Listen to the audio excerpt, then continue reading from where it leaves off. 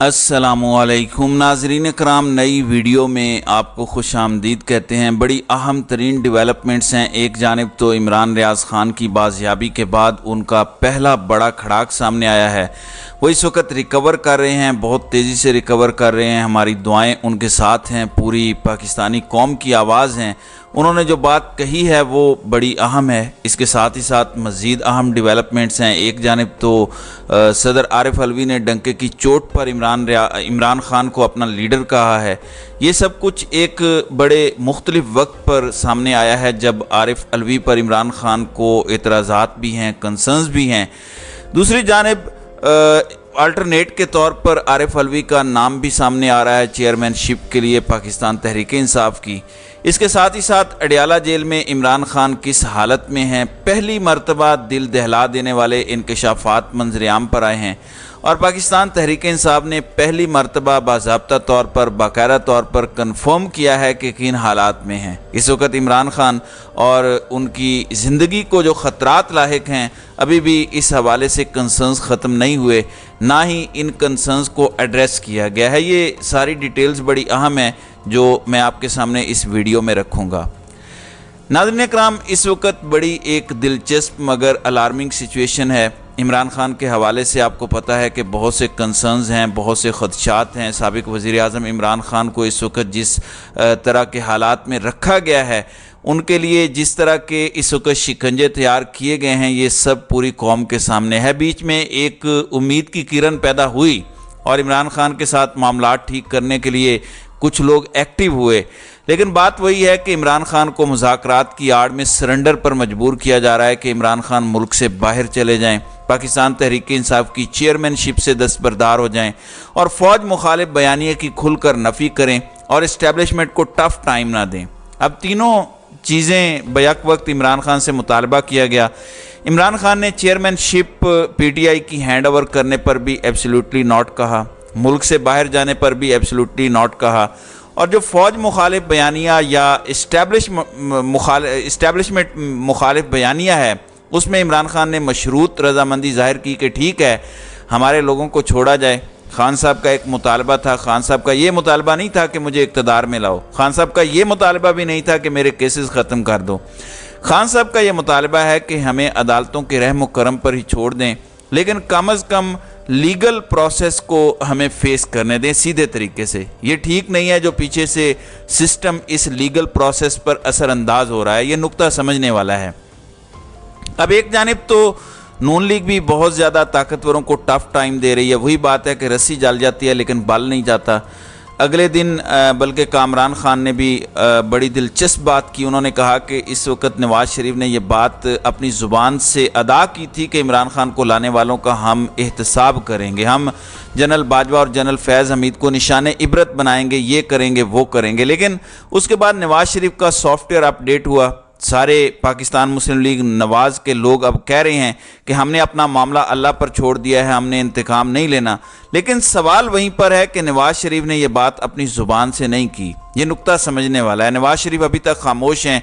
उन्होंने अपने बयानात की नफ़ी नहीं की, यानी वो अभी भी एक जगह छोड़ना चाह रहे हैं, थोड़ी सी स्पेस छोड़ना चाह रहे हैं। ज़ाहिर है यही सियासत होती है।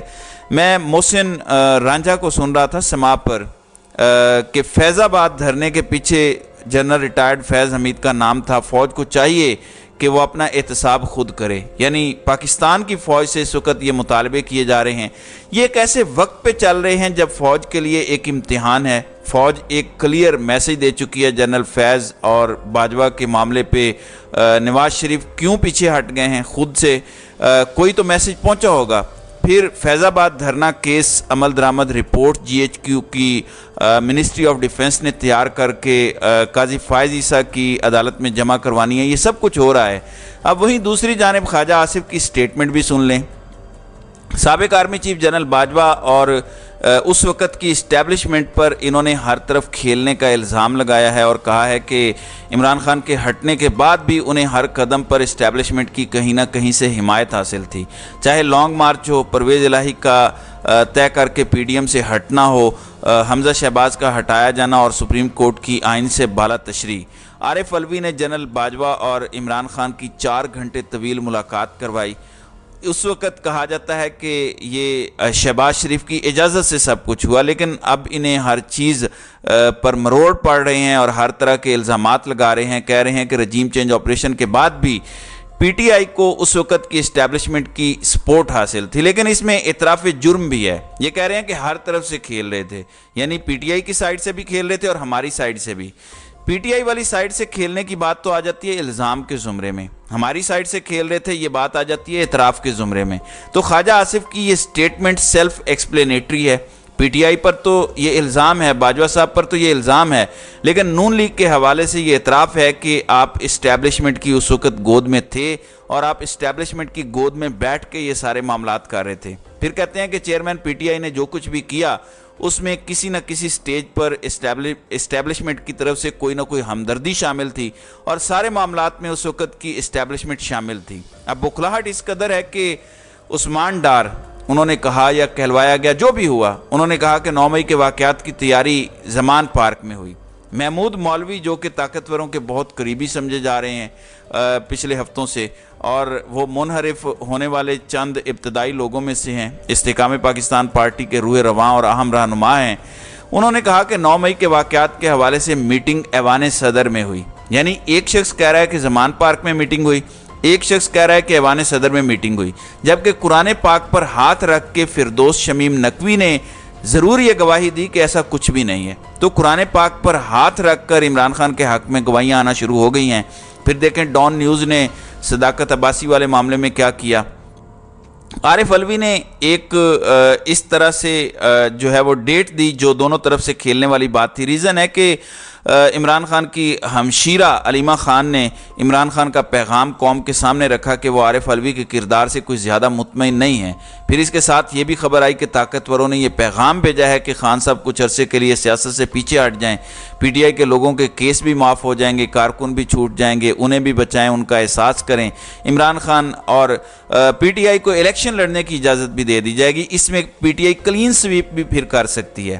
عمران خان اپنی رضامندی سے عارف علوی کو چیئرمین پی ٹی آئی بنا دیں۔ یہ سارے آپشنز بھی خان صاحب کے سامنے رکھے گئے، اس کا جواب کیا ہوگا وہ بھی آپ سب کو پتہ ہے۔ ایبسلیوٹلی ناٹ کہنے کی عادت عمران خان کی بھی نہیں گئی اور سننے کی عادت جو ہے وہ اسٹیبلشمنٹ کی بھی نہیں گئی۔ جب وہ ہر طرح کی آفرز کرتے ہیں، عارف علوی نے عمران خان کو کل ان کی سالگرہ پر مبارکباد دی۔ یہ ایک بڑی حوصلہ افزا سٹیٹمنٹ ہے پاکستان کی ریاست کے سربراہ کی طرف سے کہ عمران خان سے بڑا محب وطن نہیں دیکھا، وہ میرا لیڈر ہے، وہ مالی طور پر ایماندار ہے۔ یعنی عمران خان کو اس وقت ملک مخالف، ریاست مخالف، فوج مخالف، ملک کا باغی، بغاوت پر اکسانے والا، ہر طرح کی چیز ڈکلیئر کی جا رہی ہے اور پاکستان کی فوج کے خلاف بغاوت کا ماسٹر مائنڈ بھی عمران خان کو قرار دیا جا رہا ہے۔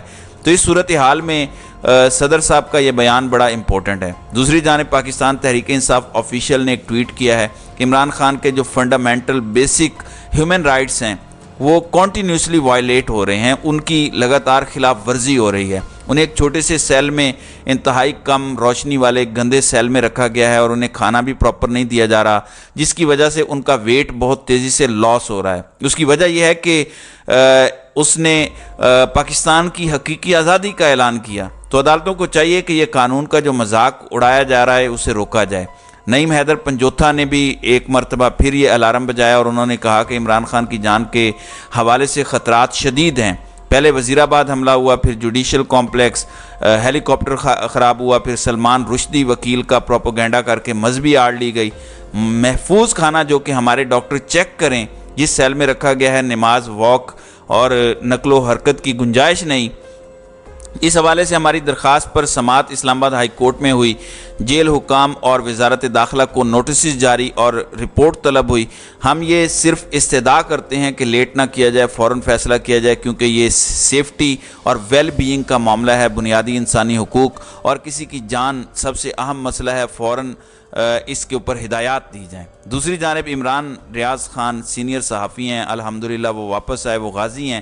میں تو کہتا ہوں کہ عرش شریف شہید تو عمران ریاض خان غازی ہیں۔ جس حالت تک انہیں پہنچایا گیا وہ بہت زیادہ پینفل بھی ہے۔ अब इमरान रियाज खान रिकवर भी हो रहे हैं और उन्होंने कहा कि वो रिकवर होकर ठीक होकर बहुत जल्द वापस आएंगे। अभी वो मंजर आम पर नहीं आना चाहते, उन्हें हमदर्दियाँ नहीं चाहिए, उन्हें सिंपथीज़ नहीं चाहिए। वो एक जंग लड़ रहे हैं आज़ादी की, अपने मुल्क की 25 करोड़ आवाम की। उन्होंने एक बयान दिया है कि मैं किसी के खिलाफ झूठी गवाही देकर नहीं आया बल्कि सुरखरू होकर आया हूँ। ज़ाहिर है बेईमाना किस्म का तशद्दुद, टॉर्चर, हर तरह की चीज़ें सब के ऊपर ही की जाती हैं। कुछ लोग टूट कर इंटरव्यूज़ और बयानात रिकॉर्ड करवा देते हैं, लेकिन कुछ लोग ऐसे भी हैं जो 140 दिन तक बर्दाश्त करके भी नहीं टूटते और डटे रहते हैं, और वो बताते हैं कि वो टक्कर के लोग हैं। वही बात है कि कुछ सर ऐसे होते हैं, वो कटे हुए तो मिल सकते हैं, झुके हुए नहीं मिल सकते। तो हाकिम वक्त का ख्वाब ही रह जाता है कुछ सरों को झुकाना, कुछ सर झुकने के लिए बने ही नहीं होते। तो नाज़रीन इकराम, आपकी इस वीडियो के हवाले से क्या राय है? आप अपनी राय का इजहार कमेंट सेक्शन में ज़रूर कीजिएगा।